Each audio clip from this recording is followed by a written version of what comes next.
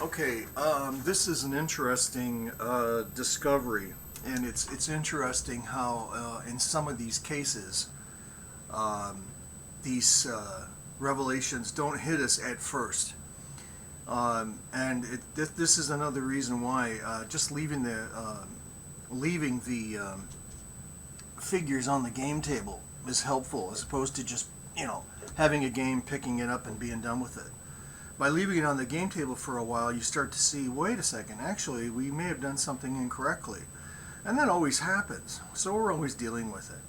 Like we said before, there's no reason for a pin marker. Well, let's put it this way. There's no reason for a prone marker, the one that we created, which is this chit. Why? Because infantry are always prone. When they're moving, they're not. Otherwise, they're always at a -1. So that's just period. You don't need the marker. The guys, if they're not moving, they're prone. So they're always at a -1. So that's a -1 because they're prone. Now, the thing that we discovered was that these are 250 caliber machine guns. They're within half range of their full range. So their full range is, just like artillery or cannons, for instance, bands of three. So, 3 automatic, 6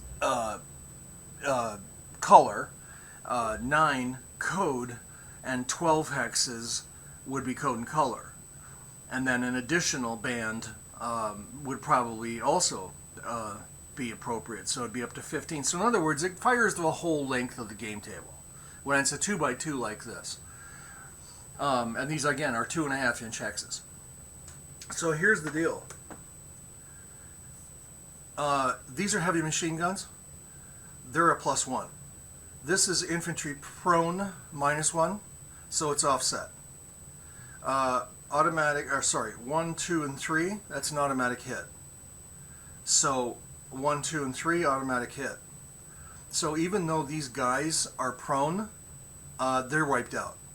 Because each of these heavy machine guns gets 2 red hits, not incremental hits. These are red casualty hits, so this pretty much is wiped out.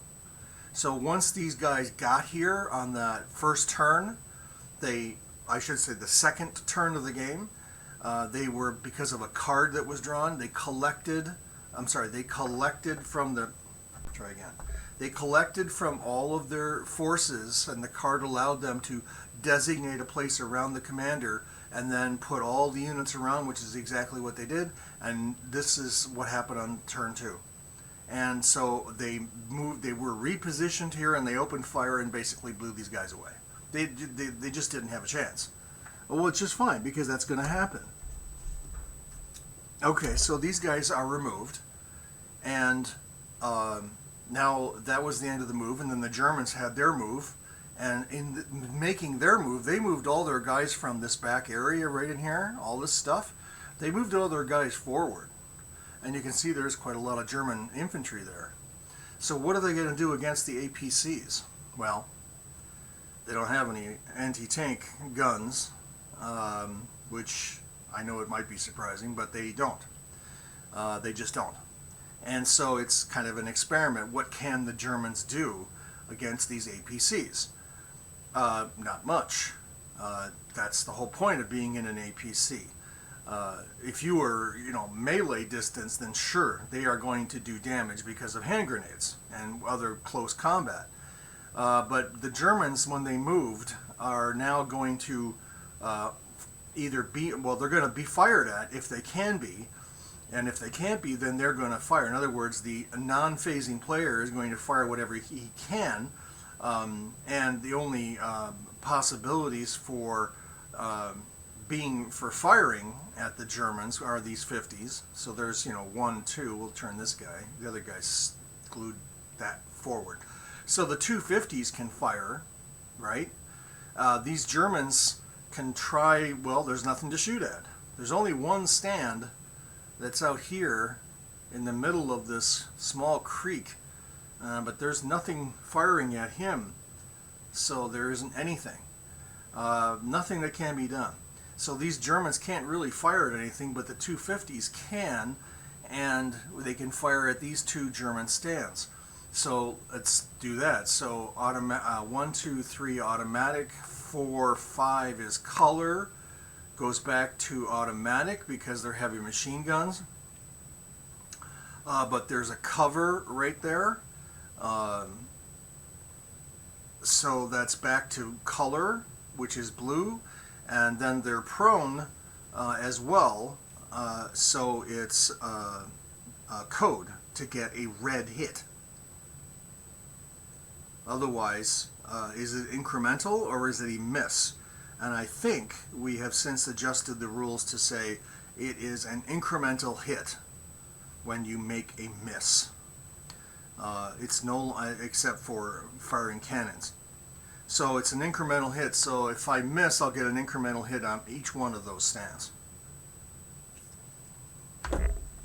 So we're looking for red code, 2 shots, heavy machine guns,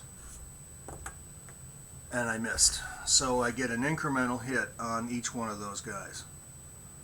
And tell you what, I don't have the markers on me right at this moment, so we'll just use these markers to show that they each got an incremental hit. So the Germans can't fire back, nothing to hit. So that's all there is to it. However, there is one right here. This German squad can fire at this infantry squad, which is of course prone, so they're both prone. So 1, 2, automatic, color, code, and code and color because they're prone. And so a CNC shot is all, and I don't think there's any other mod. And they miss. So they as well, I'll just use the German marker, they get an incremental hit as well. So in the modification to the rules, you're not getting nothing anymore. You will always get an incremental hit. However, the caveat to that is if the target is in a designated hardened location.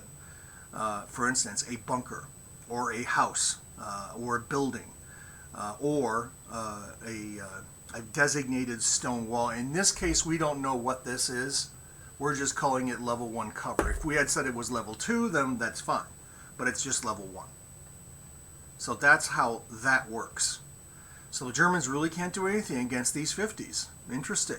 Can this medium machine gun do anything? It's possible. That's why we allow him to shoot, which he'll do now. So 1, 2, 3, automatic, color would be the next band. And we're looking for a lucky shot. So we're looking at color, and we get it. And then we're looking for a lucky hit. This is infantry versus an APC situation. So we're looking for a CNC die roll to get, and we got it. So this German medium machine gun actually affected this APC. It was a very lucky roll. So we'll roll to see what kind of damage, and it is a combat hit. So this vehicle right here has a combat hit. Again, we'll just represent that with another marker. So he has a combat hit against him. That's interesting. That does not happen very often. But you see, the point for that is it gives this guy, who's clearly outclassed, a chance. It gives him a chance. So once he hit the target, there's a lucky possibility that he did something. And that maybe he hit the ammunition of the firing, weapon. There's no way to know.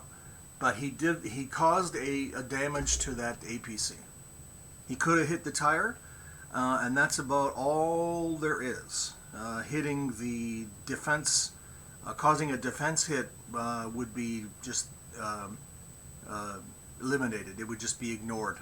In other words, the shot would have, even though he hit, if he had rolled defense hit, then there wouldn't be a hit applied because he's not anti-tank. So that's an interesting development. And there we go with that quick little situation.